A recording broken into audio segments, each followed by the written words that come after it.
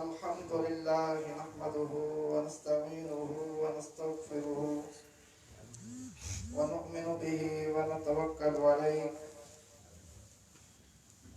ونعوذ بالله من شرور أنفسنا ومن سيئات أعمالنا من يهده الله فلا مضل له ومن يضلله فلا هادي له ونشهد أن لا إله إلا الله وحده لا شريك له ونشهد أن سيدنا ومولانا محمدا عبده ورسوله أما بعد فأعوذ بالله من الشيطان الرجيم بسم الله الرحمن الرحيم قل هو الله أحد الله الصمد لم يلد ولم يولد ولم يكن له كفوا أحد قال الله تعالى في مقام آخر ومبشرا برسول يأتي من بعد اسمه أحمد آمنت بالله صدق الله مولانا العظيم وبلغنا رسوله النبي الكريم ونحن على ذلك لمن الشاهدين والشاكرين والحمد لله رب العالمين. وقد قال الله تبارك وتعالى في شأن حبيبه إن الله وملائكته يصلون على النبي يا أيها الذين آمنوا صلوا عليه وسلموا تسليما. اللهم صل على سيدنا ومولانا محمد معدن الجود والكرم وعلى آله وصحبه وبارك وسلم وصل عليه صلاة وسلام عليك يا سيدي يا سيدي يا رسول الله. الصلاة والسلام عليك يا حبيب الله. الصلاة والسلام عليك يا خاتم النبيين. الصلاة والسلام عليك يا إمام المجاهدين. الصلاة والسلام عليك يا رحمة للعالمين وسلم عليك وعلى آلك وأصحابك وأهل بيتك يا حبيب الله. حمد و صلاة کے بعد میرے مجلس حضرت علامہ مولانا ظہور احمد چشتی صاحب، معزز سامعین کرام، میں نے آپ حضرات کے سامنے قرآن مجید فرقان حمید میں سے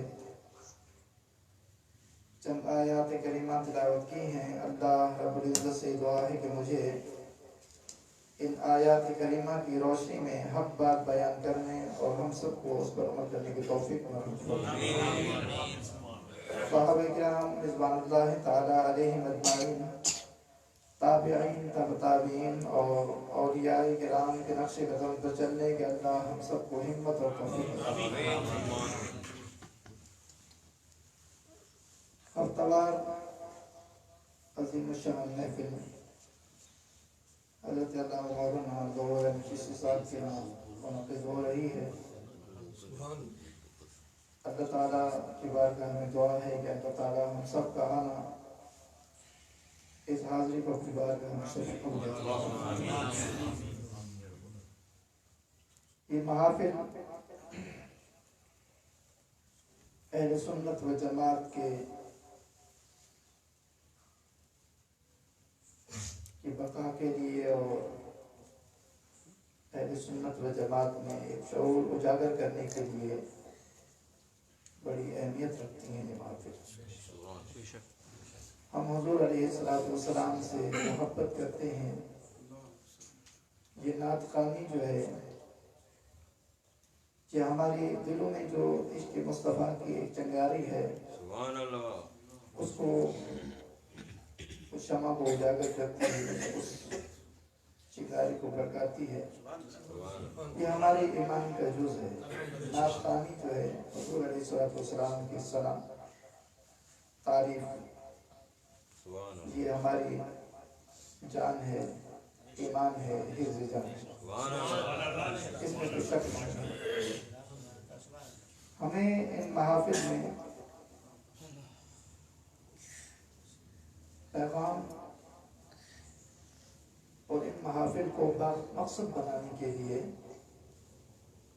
جہاں اللہ کی حمد و ثنا بیان کرتے ہیں، حضور صلی السلام کی تعریف بیان کرتے ہیں، نعت بیان ہوتی ہے، نعت پڑھی جاتی ہے، حضور السلام کو نذرانہ پیش کیا جاتا ہے، وہاں ایک واعظ و نصیحت کا بیان کا جو سلسلہ ہے، یقیناً یہ بہت اچھا عمل ہے کہ ہمیں ان محافل سے کچھ سیکھنے کو ملتا ہے۔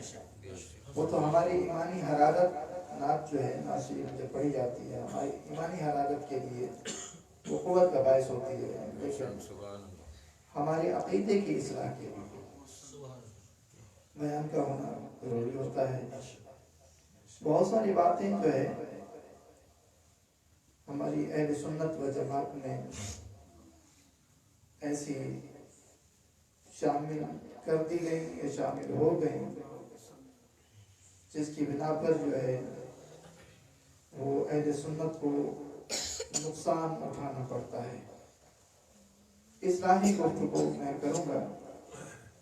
ویسے تو میرا موضوع نعت خوانی کے آداب کے متعلق ہے کہ نعت خوانی جو ہے حضور صلی اللہ علیہ وسلم کی جب نعت پڑھی جائے اس کا ادب یہ ہے، پہلا ادب یہ ہے کہ نماز کے بعد ہے تو نماز عشاء ضرور پڑھ کے آئیں۔ یہ نعت خوانی کا پہلا ادب۔ اگر نماز پڑھے بغیر محض حضور کی ثنا خوانی سننے کے لیے آ گئے تو یہ آپ کا یہ آنا اس کا اجر و ثواب تو ہے، ہم یہ نہیں کہتے کہ ثواب نہیں ملے گا، انسان جو بھی نکلنا کرتا ہے یہ بھی عبادت ہے، لیکن اس سے حضور علیہ السلام خوش نہیں ہوتے، کیونکہ وَمَا آتَاكُمُ الرَّسُولُ فَخُذُوهُ وَمَا نَهَاكُمْ عَنْهُ فَانْتَهُوا۔ جو حضور تمہیں حکم دیں اس حکم کو نہ مان کر کے حضور کی خوشنودی حاصل نہیں ہو سکتی، نہ اللہ کی رضا نہ حضور کی خوشنودی۔ تو نعت خوانی کا پہلا ادب یہ ہے کہ نماز پڑھ جائے، اگر نماز کے بعد۔ دوسرا باوضو ہو کر کریں۔ نعت خوانی میں جب آپ باوضو ہو کر آئیں گے تو اس سے آپ کو ایک فیض ملے گا، ایک برکت حاصل ہوگی، آپ کی روحانی جو قوت ہے اس میں اضافہ ہوگا۔ اور تیسرا یہ کہ جب آپ نعت پڑھیں تو اس انداز سے پڑھیں کہ میں آقا دو جہاں تاجدار کائنات صلی اللہ علیہ وسلم کے سامنے پڑھ رہا ہوں۔ اعلیٰ حضرت فاضل بریلوی رحمۃ اللہ تعالیٰ نے فرمایا کہ جس طرح ذات کا ادب کرتے ہیں اسی طرح اس کے ذکر کا بھی ادب ہوتا ہے۔ جب ہم حضور علیہ السلام سب سے بڑا مقام، سب سے بڑا ادب اللہ کی ذات کا ہے، اس کے بعد مخلوق میں وہ خالق کا ادب ہے، مخلوق میں سب سے بڑھ کر کے ادب کی اگر کوئی ہستی ہے تو وہ آقا دو جہاں تاجدار کائنات صلی اللہ علیہ وسلم۔ جس طرح ہم روضہ رسول صلی اللہ علیہ وسلم پر حاضر ہو کر کے ادب کو ملحوظ خاطر رکھتے ہیں، اسی طرح حضور کا جب ذکر ہو تب بھی ادب با ادب ہو کر کے بیٹھے، اس سے ہمیں فیض ملے گا، اس سے ہمیں برکت ملے گا۔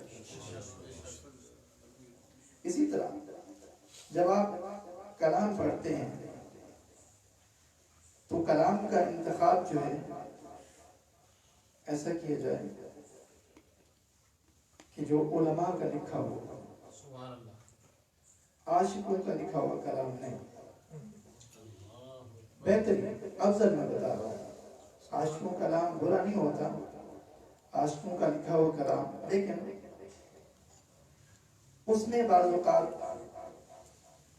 جو عاشق جو آ رہا ہے نا وہ کبھی کبھی اس کیفیت میں بیٹھے ہیں، وجدانی کیفیت میں بیٹھے ہیں، اس انداز سے بیٹھے ہیں، وہ کوئی شعر لکھ جاتے ہیں،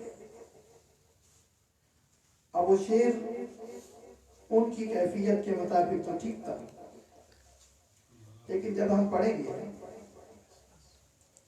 اور اسی طرح تو پھر وہ غلطی ہوگی، وہ ہمارے معاشرے کے مطابق نہیں ہوگا، ہماری ایمانی جو جذبات ہیں اس کے مطابق نہیں ہوگا۔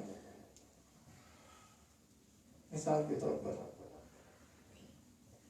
ایک تو عالم کا لکھا ہوا کلام اس لیے کہ وہ قرآن و حدیث کے ترازو پر تلا ہوا ہوتا ہے، اس میں نہ افراد ہوتی نہ تفریق، نہ مقام الوہیت میں بندہ گھستا ہے نہ مقام مصطفیٰ کو گرا دیتا ہے، بیلنس برابر ہوتا ہے۔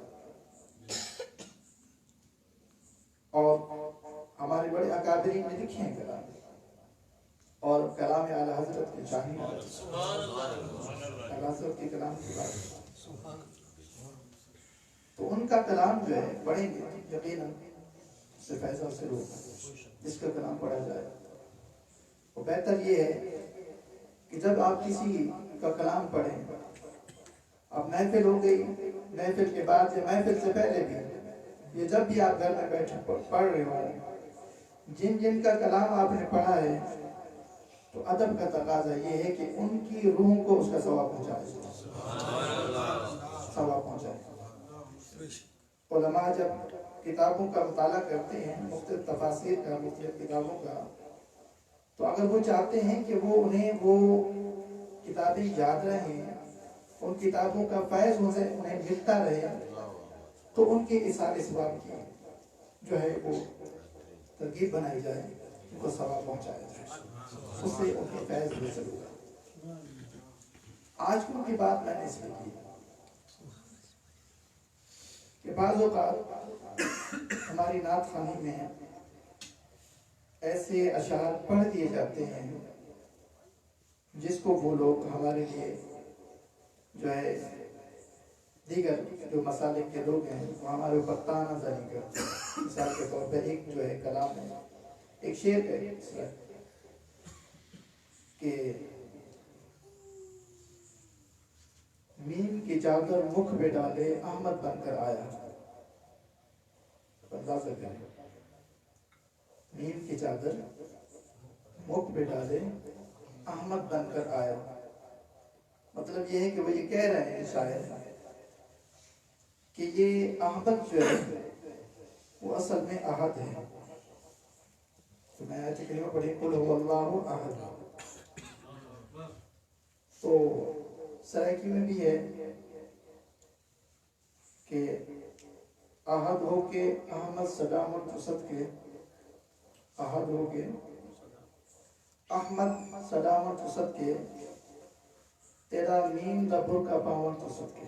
اب اندازہ کریں اس پر بابا ہو رہی، جب کوئی کلام پڑھ رہا ہے، شاعری کر رہا ہے، نعت خوانی، اس کو نعت سمجھ کے پڑھی جا رہی ہے، لوگ سبحان اللہ بھی کہیں گے، لیکن حقیقت یہ ہے یہ عین ممکن ہے کہ دائرہ اسلام سے خارج ہو جائے، کیونکہ اس شعر میں یہ بتایا جا رہا ہے کہ جو احمد ہے نا وہ اصل میں احد تھا، احد نے میم کا برقع پہنا دیا اس کو،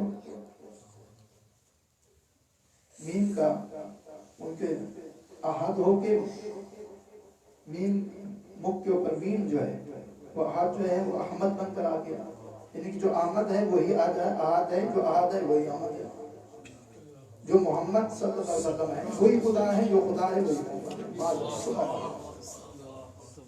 یہ کتنی بڑی، اس سے آپ کو فیض نہیں ملے گا، اس سے اور حضور علیہ الصلوۃ نہ اللہ کے رسول خوش ہوں گے نہ اللہ خوش ہوں گے۔ تو کلام کا انتخاب جو ہے اس انداز سے کریں کہ کہیں ایسا تو نہیں کہ وہ ہم بجائے ثواب کے الٹا عذاب کے مستحق ہو جائیں۔ احمد جو ہے وَمُبَشِّرًا بِرَسُولٍ يَأْتِي مِن بَعْدِهِ اسْمُهُ أَحْمَدُ، حضرت عیسیٰ علیہ السلام نے اپنے ماننے والوں کو، اپنے چاہنے والوں کو، اپنے حواریوں سے فرمایا تھا قرآن حکیم یہ کہتا ہے سورہ صف میں 28ویں سپارے میں، فرمائے کہ میں تمہیں خوشخبری سناتا ہوں، میرے بعد جو ہستی آنے والی ہے اس کا نام نامی اسم گرامی احمد ہے۔ تو احمد جو ہے وہ حضور کی ذات ہو گئی، قل هو اللہ احد، احد اللہ کی ذات ہے۔ تو حضور علیہ السلام کو عام طور پر ہم محمد صلی اللہ علیہ وسلم کہتے ہیں، محمد رسول اللہ وما محمد الا رسول۔ قرآن ہے کہ احمد آسمانوں پر احمد کے نام سے مشہور، زمین پر محمد صلی اللہ علیہ وسلم۔ سبحان اللہ۔ اس کی وجہ کیا ہے؟ جب یہ حدیث پاک علماء کرام اس کی شروحات دیکھتے ہیں نا، کنت نبیًا وآدم بین الروح والجسد، کنت نبیًا وآدم بین الماء والطین، کہ میں اس وقت بھی نبی تھا۔ حضرت جابر رضی اللہ تعالیٰ عنہ سے حضور صلی اللہ علیہ وسلم نے فرمایا کہ میں اس وقت بھی نبی تھا جب آدم روح اور جسم کی درمیانی کیفیت میں تھے، یا مٹی اور پانی کی درمیانی کیفیت میں تھے، میں اس وقت بھی نبی تھا۔ اس کی شرح لکھتے ہوئے شارحین نے لکھا کہ اگر حضور علیہ السلام جو ہے وہ نبی تھے تو کب سے نبی تھے؟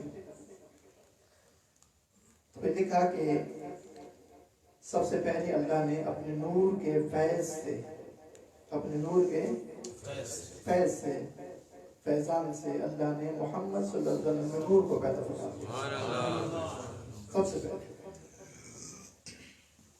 اللہ کے سوا کچھ بھی نہ تھا، نور کے فیض سے محمد صلی اللہ علیہ وسلم سے نور کو پیدا فرمایا۔ پھر اس نور کو نبوت سے متصف فرما دیا، صفت نبوت سے متصف کر دیا، اس نور مصطفی کو نبی بنا دیا۔ ہمارا تو ایمان ہے نا، حضور صلی اللہ علیہ وسلم نبی تھے آدم علیہ السلام سے۔ یہ 40 سال تک کہتے ہیں کہ 40 سال تک حضور کا علم نہیں تھا کہ میں نبی ہوں کہ نہیں۔ اس وقت بھی نبی تھا جب آدم علیہ السلام کے غارے کے درمیان تھے۔ اب یہاں پر سوال پیدا ہوا کہ اگر حضور علیہ السلام نبی تھے، نبی اور رسول کے یہ لازم ہوتا ہے کہ وہ اس کی امت ہو، وہاں کو امت ہونے سے وہ واعظ و نصیحت کرے، تبلیغ کرے، تعلیم و تعلم کا سلسلہ رکھے، وہ نبی ہوتا ہے۔ جو کسی کو فیض پہنچائے وہ نبی ہوتا ہے۔ تو یہاں پر شیخ محقق شیخ عبدالحق محدث دہلوی رحمۃ اللہ تعالی علیہ نے بیان فرمایا کہ جب اللہ رب العزت نے نور مصطفی صلی اللہ علیہ وسلم کو صفات نبوت سے متصف کر دیا تو اللہ رب العزت نے انبیاء کرام کی ارواح کو پیدا فرمایا، انبیاء کرام کی روحوں کو پیدا فرمایا، فرشتوں کو پیدا فرمایا۔ پھر انبیاء کرام کی ارواح کو درسگاہ نبوت میں بھیج دیا۔ یہ شیخ عبدالحق محدث دہلوی رحمۃ اللہ علیہ احمد کیوں کہتے ہیں، میں اس کی وجہ بتا رہا ہوں۔ احد اور احمد کی بات چلیے نا، اسی میں کہ بارگاہ نبوت میں بھیجا، درسگاہ نبوت میں بھیج دیا انبیاء کرام کے ارواح کو، اور وہاں حضور علیہ السلام اسرار و رموز و الہیہ کی تعلیم دیتے ہیں۔ نور مصطفی ارواح انبیاء کو اسرار الہیہ کی تعلیم دیتے ہیں اور تسبیح و تحلیل کی تلقین کرتے ہیں۔ ارواح انبیاء جو ہے اسرار و رموز سے واقف بھی ہوئی اور تسبیح و تحلیل بھی پڑھ رہی ہیں وہ ارواح انبیاء۔ یہاں پر پھر قاضی ایاز رحمۃ اللہ تعالی علیہ نے شفا شریف پھر اس کی اور مزید وضاحت کی، فرمایا کہ یہ جو کہتے ہیں نا فرشتوں نے کہا تھا وَنَحْنُ نُسَبِّحُ بِحَمْدِكَ وَنُقَدِّسُ لَكَ، ہم تیری تسبیح بیان کرتے ہیں، تیری تقدیس بیان کرتے ہیں، انہیں سکھایا کس نے؟ انہیں سکھایا مصطفیٰ کے نور نے. مصطفیٰ کلیم علیہ السلام کے نور مصطفی جو تھا اس وقت ارواح انبیاء کی بھی جو ہے کر رہا ہے. تو یہاں انبیاء فرشتے بھی جو ہے وہ تسبیح و تحلیل کو سن کر کے وہ بھی پڑھتے رہے اللہ کی اذن سے, اللہ کی اجازت سے, اللہ کے حکم سے. تو یہ احمد کا معنی یہ ہے کہ جو احمد الحامدین, جو سب سے بڑھ کر کے اللہ کی حمد کرنے والا ہو اسے احمد کہتے ہیں. احمد جو سب سے بڑھ کر کے اللہ کی حمد کرنے والا ہو اسے احمد کہتے ہیں. تو فرشتوں نے تسبیح و تحلیل پڑھی ہو یا ارواح انبیاء نے تسبیح و تحلیل پڑھی ہو, جس نے جو بھی ذکر کیا وہ سارا کا سارا ذکر بتانے والے کے نام اعمال میں. اس لیے کہ حضور کو احمد کہا کہ وہ ایک وقت تھا جب حضور علیہ السلام کا نور خود بھی تسبیح و تحلیل بیان کرتا تھا اور ارواح انبیاء بھی کرتی تھی. تو کائنات میں سب سے بڑھ کر کے اللہ کی تسبیح و تحلیل کرنے والی جو ذات ہے وہ نور مصطفیٰ صلی اللہ علیہ وسلم. اسی نور مصطفی کے فیض سے, اسی وجہ سے جب نبی کریم صلی اللہ علیہ وسلم دنیا میں تشریف لا رہے ہیں تو حضور علیہ السلام کو محمد صلی اللہ علیہ وسلم کے نام سے بلایا. محمد کہتے ہیں الذی یحمد حمدا مرۃ بعد مرۃ الذی یحمد حمدا بعد حمد. محمد وہ ذات ہوتی ہے جس کی بار بار بار بار تعریف کی جائے. تو گویا وہ احمد اس وقت تھے, احمد جو ہے آج بھی ہیں, اس وقت بھی تھے جب فرشتوں کی تعلیم کر رہے ہیں, ہم ارواح انبیاء کو تعلیم دے رہے ہیں. وہ سب سے بڑھ کر کے اللہ کے حمد کرنے والے تھے. اور جب اس برکت سے اللہ نے حضور علیہ السلام کو محمد بنا کر کے بھیجا, اے نبی سب سے بڑھ کر کے تو نے میری حمد بیان کی ہے, آج کے بعد لوگ تیری تعریف کرتے رہے.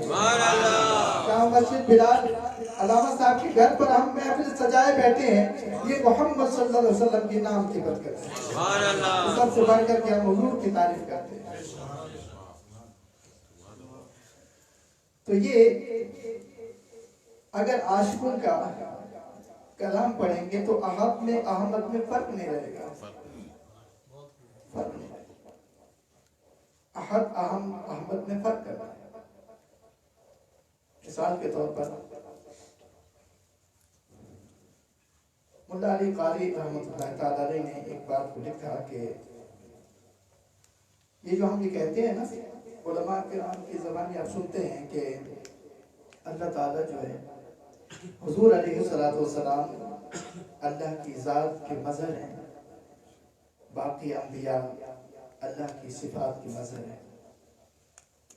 اس میں چھوٹی سی کمی ہے, خرابی.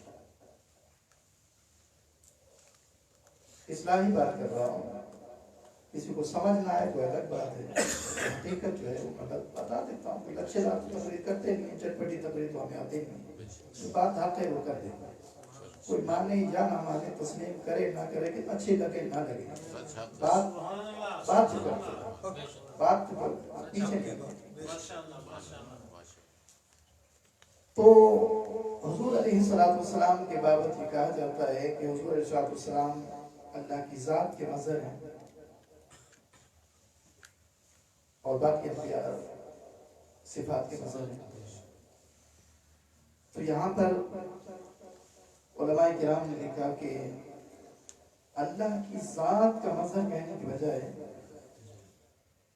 اس میں جلالت اللہ, اللہ کا ذاتی نام جو ہے وہ اللہ ہے, اس میں جلالت اللہ ہے. حضور علیہ السلام اس میں جلالت اللہ کے مظہر ہے.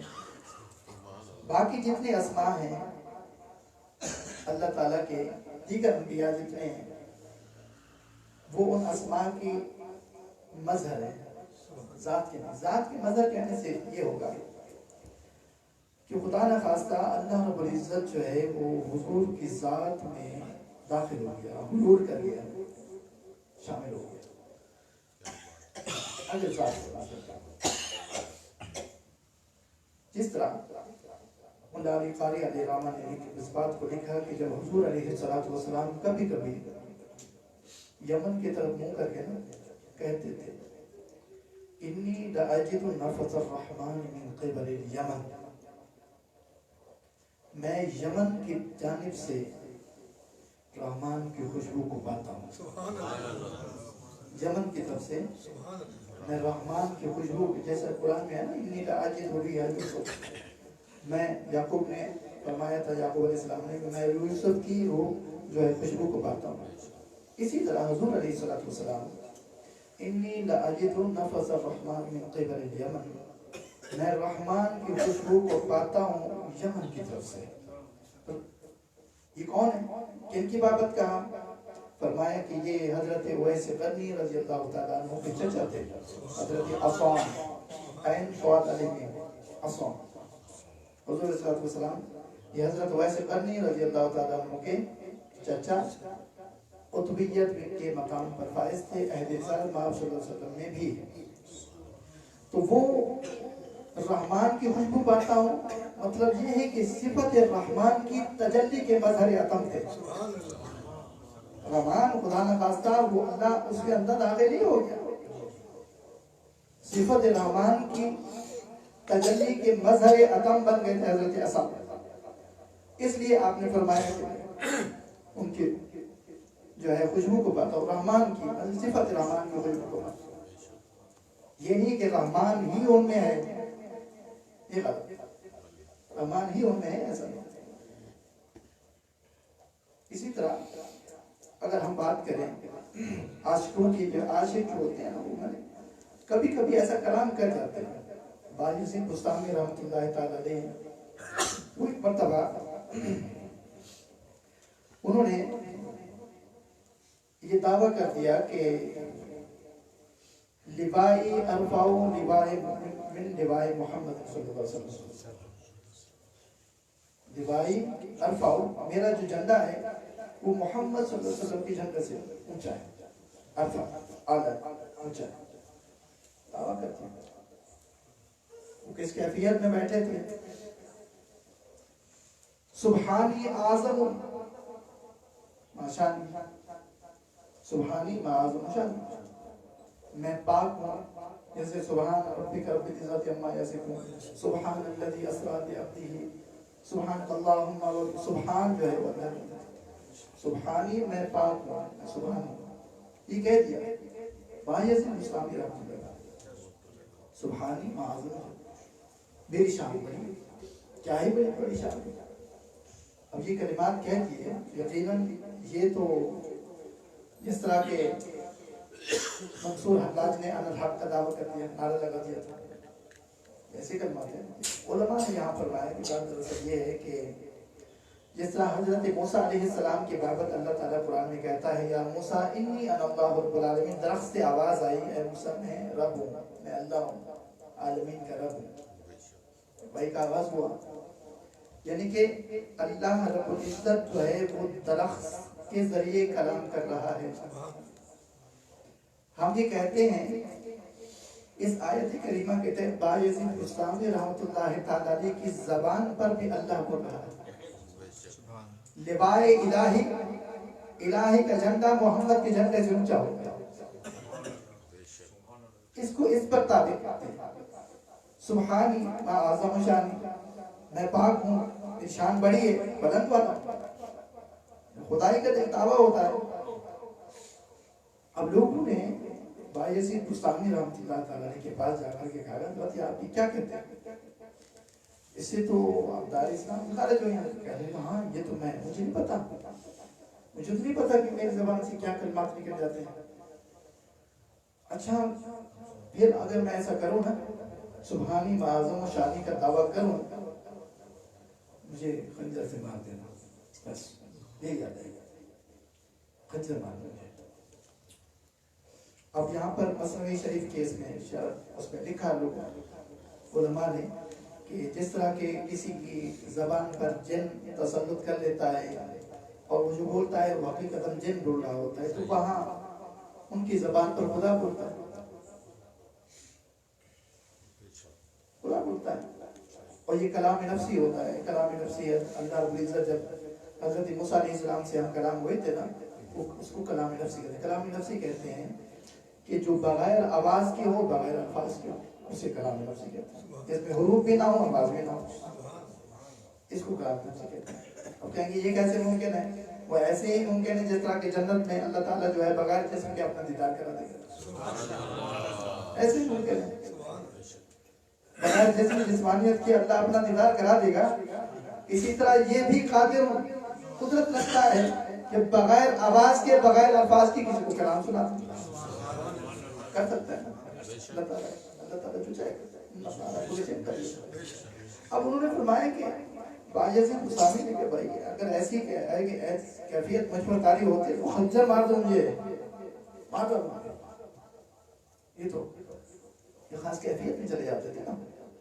یہ جو صلحاء ہوتے ہیں, آقا اسلام نے فرمایا تھا کہ میں بعض اوقات اللہ کی حریم کبریا میں وہاں پہنچ جاتا ہوں جہاں نہ تو کوئی بشر کی پہنچ ہو سکتی ہے, نہ کوئی فرشتہ وہاں پر آ سکتا ہے. ہو سکتا ہو جائے حریم کبریا میں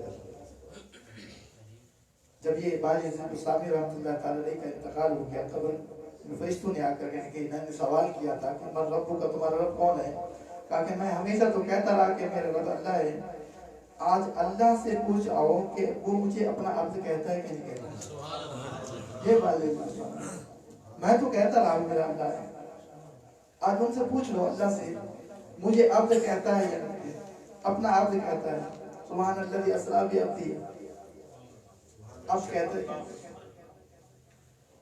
اب لوگوں نے جو ہے اس انتظار میں تھے کہ یہ کیفیت ان پر طاری ہو اور بھی یہ دعویٰ کرے سبحانی معظم و شانی خنجر مار. کیفیت آ گئی, کیفیت طاری ہو گئی. انہوں نے خنجر مارے, خنجر مارتے رہے ہر طرف سے. اب جب وہ کیفیت سے باہر نکلے تو بہت سارے لوگ زخمی پڑے ہوئے ہیں. خنجر ان کو مارتے تھے, لگتا کچھ کو. یہ کیفیت باجزن گسامی علیہ رحمہ جب خاص کیفیت میں چلے گئے, خنجر ان کو مار رہے ہیں, زخمی ہو گئے. جی یہ عاشقوں کا کام ہوتا ہے. عاشق لوگ کو ایسا کلام کر جائیں اسے اپنی حرز جاننا ہے. وہ احد اور احمد میں فرق ہونا چاہیے. نعت خوانی کا ادب یہ ہے کہ احد اور احمد میں فرق ہونا چاہیے. اگر آپ ہمارے اس معاشرے میں ایسے لوگ ہیں کہ جو سب کو خدا کہتے ہیں, جب ان سے کہا جائے کہ پیر صاحب کو آپ کہتے ہو یہ ہمارا رب ہے, پیر صاحب کو رب کہتے ہو, خدا کا خوف کرو, رب تو اللہ ہے, اس کے ذریعے خاص ہے, ربوبیت اس کی ہے, تم پیر صاحب کو رب کہہ رہے ہو. وہ جواب دیتے ہیں کہ ہم وحدت الوجود بندے ہیں, ہم وحدت الوجودی ہیں. وحدت الوجود تو سب سے پہلے شیخ اکبر محی الدین ابن عربی رحمۃ اللہ تعالی علیہ نے وحدت الوجود کا نظریہ پیش کیا تھا. یہ سلسلہ چلا یہاں تک کہ یہ اکبر بادشاہ ہے نا, اکبر بادشاہ اس نے اسے یہ سوچی کہ ہندو مسلم اتحاد ہو جائے. ہندو مسلم جو بھکتی تحریک چلے گی, مسلمانوں سے اچھی چیزیں لی, ہندوؤں سے اچھی چیزیں لی, انسانیت کے درس دیا, یہ سب انڈیا میں سب برابر ہو جائیں سب. اس نے راجپوت, یہ ہندو راجپوت تھے, ان کا آنا جانا ہوا. پھر آہستہ آہستہ جو ہے وہ راجپوتوں نے شادی بھی کر دی, ہندو سے شادی بھی کر دی. انہوں نے اسے مریم زمانی کا نام دیا. اکبر بادشاہ مریم زمانی ہے میری بیوی. پھر اس کے بعد اس نے بادشاہ کی تسکین کے لیے کہا کہ مجھے اس محل کے اندر مسجد بنا دو, مسجد بنا دو تاکہ بادشاہ جو ہے میرا اعتماد بحال ہو جائے بادشاہ پر کہ میں تو سب کو اچھا مانتی ہوں, سب ٹھیک ہے, مسلمان بھی ٹھیک ہیں, وہ بھی ٹھیک ہیں, سب ٹھیک ہے. یہ ایک طریقہ عبادت تھی. مسجد بنائی, بادشاہ بڑے خوش ہو گئے, پڑھے مسلمان سے محبت کریں. پھر آہستہ آہستہ اعتماد بحال ہوتا چلا گیا. اس نے کہا کہ چھوٹا سا ایک مندر بھی بنا دوں مندر بھی بن گیا. اب راجپوت آ رہے ہیں جا رہے ہیں آپس میں لیکس لیک ہو رہی ہے سب جو ہے نا. پھر آہستہ آہستہ مسلمانوں کا جو ہے وہ تشخص جو ہے وہ ختم ہوتا چلا جا رہا ہے. نتیجہ کیا نکلا؟ اس نے دین الہی بنایا. رمضان کے روزے کوئی مسئلہ نہیں، کھاؤ پیو، جہاد یہ ساری چیزیں، نماز کوئی فرق نہیں. ہندو مسلم سے انسانیت بہت بڑی بات ہے، انسانیت بہت بڑی بات ہے، ٹھیک ہے. لیکن اس میں مسلمانوں کا یہ جو ہندو مسلم اتحاد کے دائروں کے وہ ٹھیک ہیں، مسلمان بھی ٹھیک ہے، ہندو بھی ٹھیک ہے، وہ بتوں کو پوجا بھی کرو، سجدہ بھی کرو، یہ بھی ٹھیک ہے، خدا کو سجدہ کرو یہ بھی ٹھیک ہے. ایسا دین نہیں کہا کہ وحدت الوجود کا نظریہ پھر اس نے پیش کر دیا. نظریہ وہ شیخ اکبر کا الگ تھا. اس نے یہ کہا کہ وحدت الوجود کا نظریہ ہے کہ ہر چیز خدا ہے، ہر چیز میں خدا ہے، ہر چیز میں خدا ہے. تو یہ وحدت الوجود کا ہے. وحدت الوجود بڑا پیچیدہ مسئلہ ہے. حضرت مہر علی شاہ صاحب رحمۃ اللہ تعالی علیہ اگر کسی کو وحدت الوجود کا مسئلہ بتاتے نا تو عالم دین ہوتا، اسے 3 دن خلوت میں بٹھا کر کے سمجھاتے وحدت الوجود ہوتا کیا ہے. یہاں تو مثال کے طور پر بات آ گئی ہے وحدت الوجود والوں کی. وہ جو اس نے کہا کہ ہر چیز میں خدا ہے، تو اس وقت مجدد الفسانی شیخ احمد سرہندی رحمۃ اللہ تعالی علیہ اٹھ کھڑے ہو دین الہ کے خلاف، کہا کہ تیرے یہ دین الہ جو ہے اسلام کو ختم کر رہا ہے. اس کے خلاف اپنے تحریک چلائی اور اس نے جو ہے وہ پھر اس کے بعد آپ نے اس کے خلاف فتویٰ دیا، قید و بند کی صحبتیں بھی برداشت کی. پھر اس کے بیٹا جہانگیر اس نے بھی قلعہ گوالیار میں آپ کو قید کر دیا. بعد میں ان کے فیصلے صحیح ہو گیا، رائے راست پر آ گیا تھا. تو آپ نے باقی باللہ شیخ احمد سرہندی رحمۃ اللہ تعالی علیہ نے باقی باللہ حضرت باقی باللہ رحمۃ اللہ تعالی علیہ کے فیض سے انہوں نے نظریہ وحدت الشہود کو اجاگر کیا. وحدت الوجود کے مقابلے میں وحدت الشہود فرمایا کہ ہر چیز میں خدا نہیں ہے، ہر چیز خدا کے لیے ہے. انا الحق نہیں کہو، انا ہو کر نہ پایا شیخ مجدد الفسانی رحمۃ اللہ تعالی علیہ. تو یہ وحدت الوجود والے جو ہے یہ کہتے ہیں ہر چیز میں رب ہے، ہر چیز ہی رب ہے، ہر چیز خدا ہے، ہمارا پیٹ بھی خدا ہے، رب ہے. اب اندازہ کریں اس نظریے کے لوگ بھی ہیں. وحدت الوجود ان سے پوچھا جائے کہ بھائی جو نماز نہیں پڑھتے وہ کچھ ہم تو قلندر ہی ہیں. بھائی قلندر نماز نہیں پڑھتے، قلندر ہی کہتے ہیں نماز کی چھٹی. اب ہر چیز کو رب کہتے ہو، پیر بھی رب ہے، وہ بھی رب ہے، ہر چیز کو رب کہتے ہو. ہندو بھی تو یہ کہتے ہیں اب یہ بھی خدا وہ بھی خدا. تم میں فرق کیا ہے؟ وہ ہم تو وحدت الوجود والے ہیں. بھائی وحدت الوجود کیا ہوتا ہے؟ وحدت الوجود یہ ہوتا ہے کہ اللہ تعالیٰ جو ہے وہ ہے. کفر کلمات ہے. یہ ہماری اصلاح نہیں ہوگی، ہمیں اپنے عقائد کا پتہ نہیں ہوگا، یہ نتیجہ نکلے گا. اور ہمارے جو لوگ ہیں اس چیز کو کچھ نہیں سمجھتے، کہتے ہیں کہ ٹھیک ہے وحدت الوجود بھی ہے، وحدت الشہود بھی ہم مانتے ہیں. یہ اس طرح ایسے اشعار ہیں اور ایسے اشعار جو ہے وہ ہم پڑھتے ہیں، احد اور احمد میں فرق نہیں کرتے. اور ایک بات آخر میں یہ کہ جب ہم یہ آیت کریمہ پڑھتے ہیں کہ ان اللہ و ملائکتہ یصلون علی النبی یا ایھا الذین آمنوا صلوا علیہ وسلموا تسلیما. اللهم صل علی سیدنا مولانا محمد وعلى الجود والکرم وعلى آلہ وصحبہ وسلم.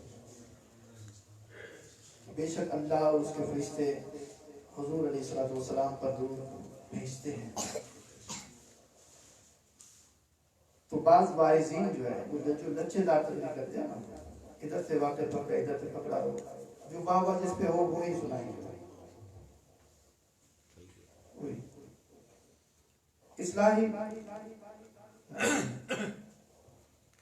حضور علیہ السلام کی شان بیان کرنا بہت اچھی بات ہے.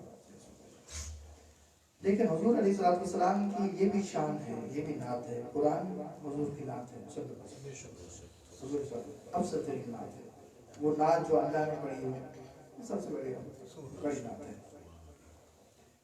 اب یہاں پر بعض لائزین کہہ جاتے ہیں کہ دیکھو جی اللہ تعالیٰ نہ زکوٰۃ دیتا ہے، نہ فطر دیتا ہے، نہ نماز پڑھتا ہے، نہ روزہ رکھتا ہے، نہ حج زکوٰۃ ادا کرتا ہے، سب کچھ کرتا ہے، ہر چیز ہر کسی کے ذمہ لگا کے، فرشتوں کی ڈیوٹی لگا کے، خود فارغ ہو کے وہ حضور پر درود پڑھتا ہے۔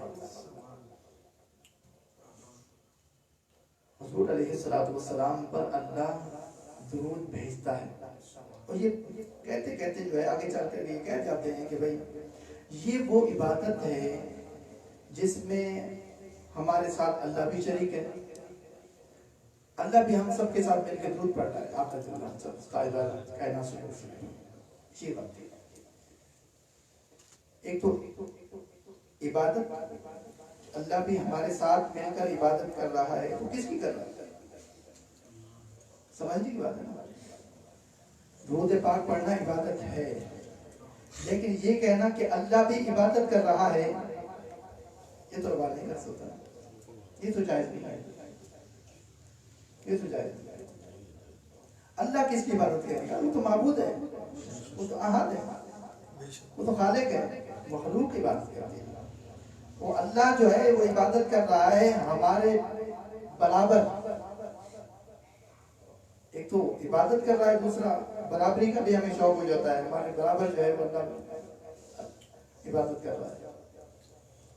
یہ کم علمی لا علمی جہالت ہے کہ حضور علیہ السلام کی شان عرفہ والا ہے، ہمیں غلط بیان کر کے ہم یہ احد اور احمد میں فرق نہیں کریں گے نا۔ اللہ درود بھیجتا ہے، اللہ اپنے محبوب کے درجے بلند کر رہا ہے، کل یوم ہوا فی شأن، وحدت الوجودی کہتے ہیں کہ وہ کل شیء ہالک الا وجہ، ہر چیز فانی ہے، سب ختم ہو چکی ہے، اب جو کچھ ہے نا وہ سب وہی ہے، اللہ ہی ہے، اللہ ہی اللہ ہے۔ یہ وحدت الوجودی یہ بھی کہتے ہیں، ہم یہ کہتے ہیں کہ بھائی حضور علیہ السلام کی شان بیان کرنا ہے، اللہ معبود ہے، معبود حقیقی ہے، وہ کسی کی عبادت نہیں کرتا، ہم اللہ کی عبادت کرتے ہیں۔ اور حضور علیہ السلام کا ورفعنا لک ذکرک، وہ جو اللہ درود بھیجتا ہے نا اس کا معنی یہ ہے کہ اللہ اپنے محبوب کے درجے بلند کر رہا ہے، ہر دن ہر آن ہر نئی شان کے ساتھ وہ چل بغیر ہوتا ہے۔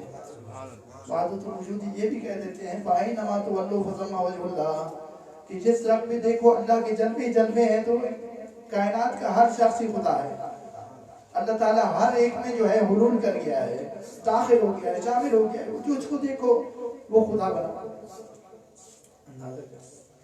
اس سے ہمارے مسئلہ کو نقصان ہوتا ہے، ہمارے مسئلہ، ہم دین سیکھتے نہیں ہیں، دین کی باریکیوں کو جانے گیا نہیں ہے، تو ہم ایسی غلطیاں کر جائیں گے، اس کا نتیجہ یہ نکلے گا کہ ہماری عاقبت تو خراب ہوگی، دوسرے بھی گمراہ ہو جائیں گے۔ تو اس لیے احد میں یہ نعت خوانی پلیٹفارم اچھا ہے، اس پر جو ہے آپ کلام کا جب انتخاب کریں تو یہ فرق رکھیں کہ احد اور احمد میں کیا فرق ہوتا ہے۔ اللہ درود بھیجتا ہے، اللہ درود جیسے عبادت میں شامل نہیں ہوتا، عبادت صرف اسی کی ہوتی ہے، محمد صلی اللہ علیہ وسلم کی جو ہے وہ ذکر بلند ہوتا ہے۔ حضور علیہ السلام جو ہے معبود نہیں، جو ہے مخلوق ہیں، تو مخلوق میں افضل البشر بھی ہیں، افضل جو ہے بشر ہیں، خیر البشر ہیں۔ حضور علیہ السلام کی جتنی تعریف کی جائے، حضور کی تعریف بھی اللہ کی عبادت ہوتی ہے، لیکن یہ کہنا کہ درود پاک ایسی عبادت ہے جس میں اللہ ہمارے ساتھ شریک ہے، یہ کہنا، یہ جملہ غلط ہے۔ جملے پر غور کریں، خدا نہ خواستہ کوئی غلط فہمی پیدا نہ ہو کہ اللہ تعالیٰ جو ہے وہ اللہ تعالیٰ جو ہے درود کو آپ عبادت نہیں کہہ رہے، نہیں، عبادت ہے، یا جو اللہ دینا صلی اللہ علیہ وسلم تو درود پاک پڑھنا عبادت ہے، لیکن یہ اللہ کے بارے میں کہنا کہ وہ ہمارے ساتھ اس عبادت میں شامل ہو گیا، تو یہ جملہ غلط ہے۔ یہ اس سے آپ جو ہے وہ احد اور احمد میں فرق نہیں کر پائیں گے، اور مقام الوہیت کو گرا دیں گے، مقام مصطفی کو آگے لے جائیں گے، افراط و تفریط سے جو ہے بیڑا نہ پڑ جائے گا۔ اللہ تعالیٰ سے دعا ہے کہ اللہ تعالیٰ ہماری اس حاضری کو اور ان ٹوٹے موٹے الفاظ کو اپنی بارگاہ میں سے قبولیت عطا فرمائے. ہمیں مزید سیکھنے سمجھنے کی اللہ توفیق مرحمت فرمائے. آمین. وآخر دعوانا الحمدللہ رب العالمین.